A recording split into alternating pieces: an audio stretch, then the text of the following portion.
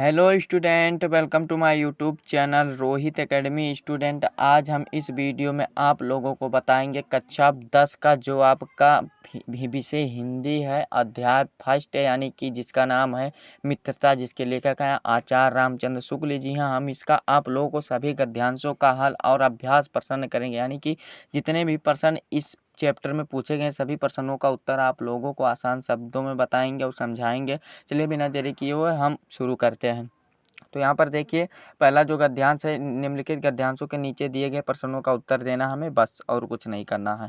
और यहाँ पर देखिए, इसमें क्या है कि पहला जो का वाला है कि हम लोग इसको पढ़ लेते हैं, तब उसके बाद आप लोग को बताते हैं। देखिए, ये रेखांकित किया गया है, ठीक, अंडरलाइन किया गया है कि हम लोग कच्ची मिट्टी के मूर्ति के समान रहते हैं, जिसे जो जिस रूप में चाहे उस रूप में करे, चाहे राक्षस बनावे चाहे देवता। ऐसे लोगों का साथ करने के लिए हमारे लिए बुरा है, जो हमसे यानी कि हमसे अधिक दृढ़ संकल्प के हैं, क्योंकि हमें उनकी हर एक बात बिना विरोध के मान लेनी पड़ती है।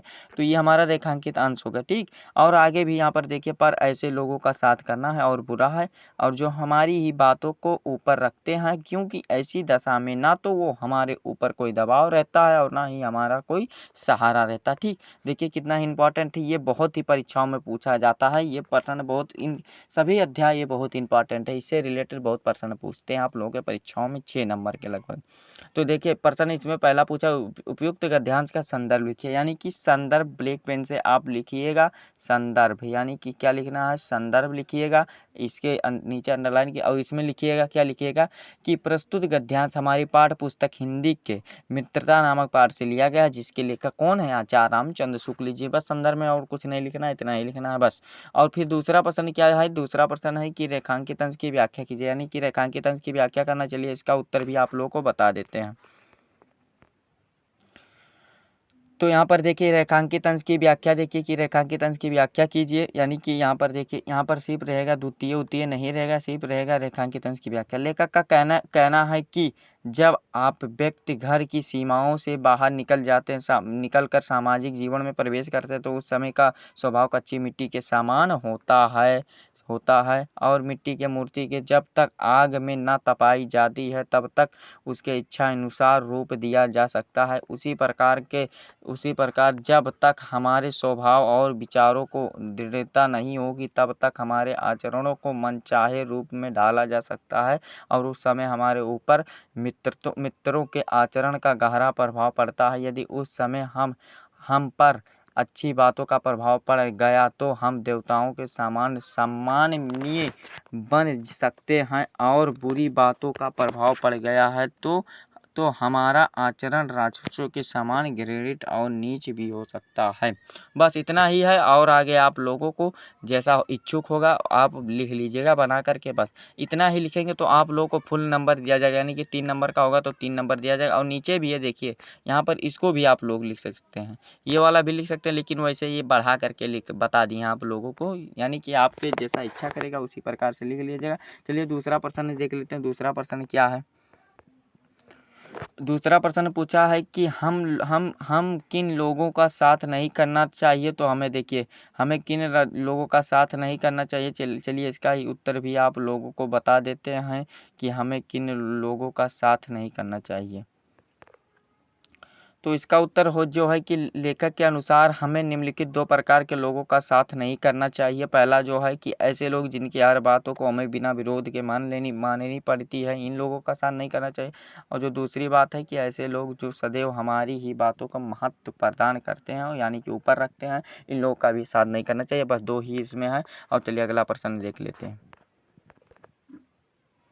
देखिए जो अगला प्रश्न है, खा वाला की विश्वासपात मित्र की भारी रक्षा प्रदान होती है, जिसे ऐसा मित्र मिल जाए समझना चाहिए खजाना मिल गया। तो ये वाला गद्यांश आप लोग पढ़ लीजिएगा, ठीक।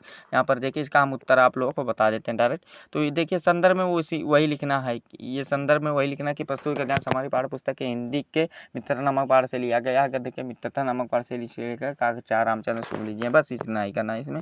और जो हमारा है रेखांकित अंश की व्याख्या, चलिए इसके आप लोग को बता देते हैं। और प्रश्न क्या, इसका भी उत्तर बताएंगे। हमें अपने मित्रों को क्या आशा रखनी चाहिए, यानी कि हमें अपने मित्रों के क्या आशा रखना चाहिए, अथवा लेखक ने सच्ची मित्रता की तुलना की, और फिर बा वाला जो है अथवा करके विश्वास पात्र मित्र की जीवन की क्या तुलना कैसे की है, मित्र की तुलना कैसे की, और फिर अगला का लेखक अच्छे मित्र को क्या कर्तव्य बताते हैं। चलिए सर्वप्रथम आप लोगों को रेखांकित की व्याख्या की ओर ले चलते हैं, फिर इसको बताएंगे कि हमें अपने मित्रों की क्या आशा रखनी चाहिए। ठीक, तो यहाँ पर देखिए इसका जो होगा कि रेखांकित अंश की आचार्य रामचंद्र शुक्ल जी का कहना है कि जिस प्रकार की अच्छी औषध आपके शरीर को अनेक प्रकार के रोगों से बचकर स्वस्थ बना देता है, उसी प्रकार के विश्वसनीय मित्र अनेक बुराइयों से बचाकर हमारे जीवन में उन्नत और सुंदर बनाता है। और हमारा मित्र ऐसा होना चाहिए कि जिस प्रकार के हमें यह विश्वास हो कि हमें सदैव उत्तम कार्यों में लगाएगा और हमारे मन में अच्छे विचारों को उत्पन्न करेगा, बुराइयों और गलतियों से हमें बचाता रहेगा और हमें सत्य और मर्यादा के प्रति प्रेम को विकसित करेगा, उनमें से किसी तरह की कमी नहीं आने देगा। यदि हम बुरे मार्ग पर चलेंगे तो वह हमें उससे हटाकर कोसा मार्ग पर चलने की प्रेरणा देगा, तो ये वाला प्रेरणा देगा। और जब हम कभी उद्देश्य को प्रति निराश उत्पन्न होंगे तो यह हमें आशा संचार का उत्साह बढ़ाएगा। बस इतना ही लिख लीजिएगा बस, और मन करेगा ये वाला भी लिख लीजिएगा। ठीक, चलिए बिना देरी के अगला प्रश्न देख लेते हैं कि हमें मतलब क्या उम्मीद रखना चाहिए, आशा रखना चाहिए। इसका उत्तर भी आप लोग को बता देते हैं। देखिए, व्यक्ति को अपने मित्रों को से यह उम्मीद रखनी चाहिए कि वह उन्हें उत्तम कार्यों को और प्रवृत्त करेंगे और मन में अच्छे विचारों को उत्पन्न करेंगे, बुराइयों और गलतियों से उन्हें बचाएंगे, सत्य पवित्रता और मर्यादा के प्रति प्रेम में विकसित करेंगे और मार्ग पर चलने की प्रेरणा देंगे तथा निरूह उत्साही होने पर उत्साही करेंगे। ठीक, ये वाला हमारा उत्तर हो गया। और चलिए अगला गद्यांश की ओर बढ़ते हैं। अगला गद्यांश क्या, और देखिए ये वाला एक ही करना है, यानी कि सभी को नहीं करना है, ये दोनों नहीं करना, अथवा करके आप लोगों को पूछता परीक्षाओं में एक ही करना, तो पहला वाला बता दिया। और फिर अगला क्या है कि बी वाला, यानी कि तीसरा का बी के लेखक के अच्छे मित्रों को क्या कर्तव्य बताते हैं, यानी कि अच्छे मित्रों को वही कर्तव्य बताते हैं कि सच्ची मित्रता जो होती है आपकी कैसी होती है, सच्ची मित्रता विश्वास पात्र जीवन की औषधि होती है, यानी कि जो जैसे राम और उनका था कृष्ण और सुदामा का था, उसी प्रकार से आप उदाहरण दे करके लिख दीजिएगा। ठीक, ये वाला। और चलिए अगला बता देते हैं आप लोगों को।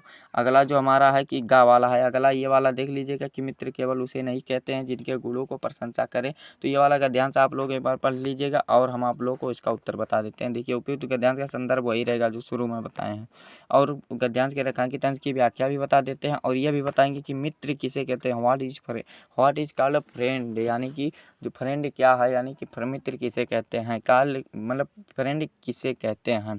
ठीक, और हमारे मित्र के बीच कैसी सहानुभूति होनी चाहिए, सच्चा मित्र कैसा होता है, इन सभी प्रश्नों का उत्तर चलिए बता देते हैं। सर्वप्रथम बता देते हैं कि गद्यांश के रेखांकित अंश की व्याख्या बता देते हैं। ठीक, तो देखिए इसका उत्तर जो होगा कि शुक्ल जी कहते हैं कि ऐसे व्यक्ति का मित्र नहीं माना जा सकता है जो हमारे गुणों की प्रशंसा करता है लेकिन मन में हमसे प्रेम न रखता हो, और ऐसे व्यक्ति को भी नहीं मित्र माना जा सकता है जो समय समय पर छोटे बड़े काम निकाल कर स्वार्थ तो सिद्ध कर लेता है लेकिन अंदर ही अंदर अपने हृदय में हमसे घृणा करता है वो।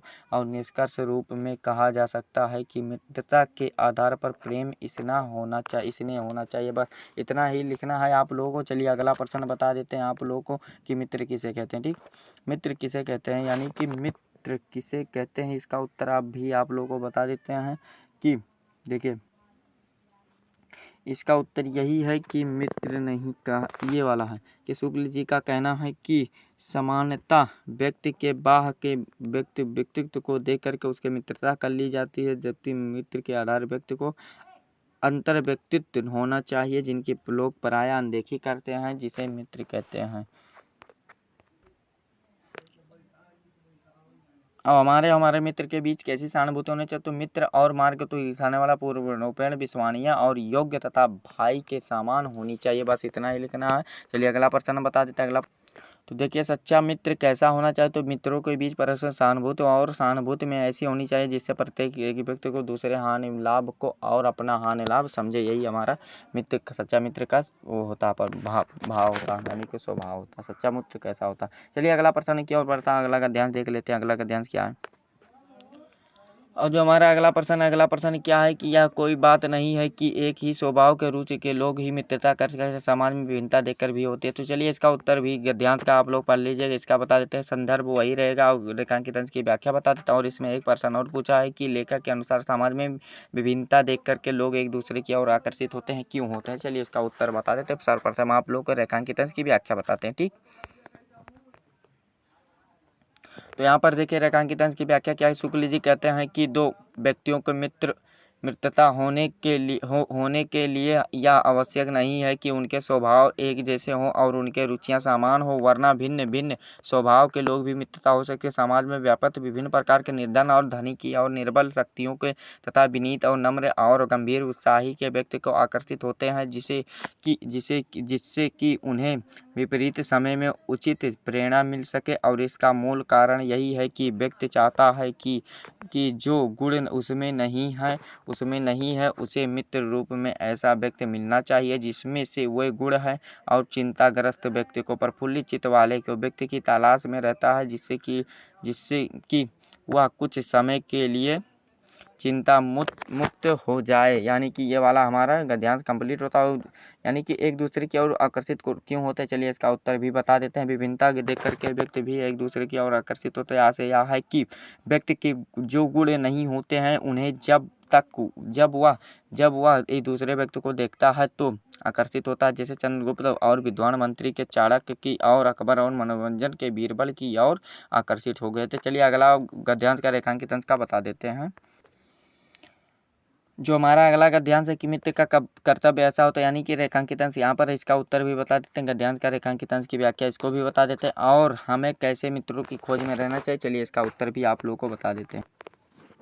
तो इसका जो उत्तर होगा कि शुक्ल जी के अनुसार सच्चा मित्र वही है जो आवश्यकता पड़ने पर शक्ति और सामर्थ्य को कहीं भी मित्र को सहायता करे। और मित्र का कर्तव्य यही है कि मित्र को विपदग्रस्त होने पर भी उसकी इस प्रकार की सहायता करे कि उसका साहस और उत्साह बना रहे और वह अपने नितान अकेला समझकर निराश ना हो, वरना उसका मनोबल बना रहे। और इस प्रकार से सहायता करने वाले को अपनी शक्ति से कई गुनी बड़े कार्य करना पड़ता है। तो चलिए इसका मित्र का कर्तव्य क्या होता है इसको भी आप लोगों को बता देते हैं। ये रेखांकित अंश की व्याख्या हो गया। ठीक, इसका मित्र का कर्तव्य है कि उचित और श्रेष्ठ कार्य में मित्र की सहायता करना और उत्साह और साहस की इस बढ़ाना कि वह सामर्थ्य की अधिक के काम कर सके। ये वाला हमारा होगा वो मित्र का कर्तव्य क्या होता है। चलिए अगला का ध्यान देख लेते हैं।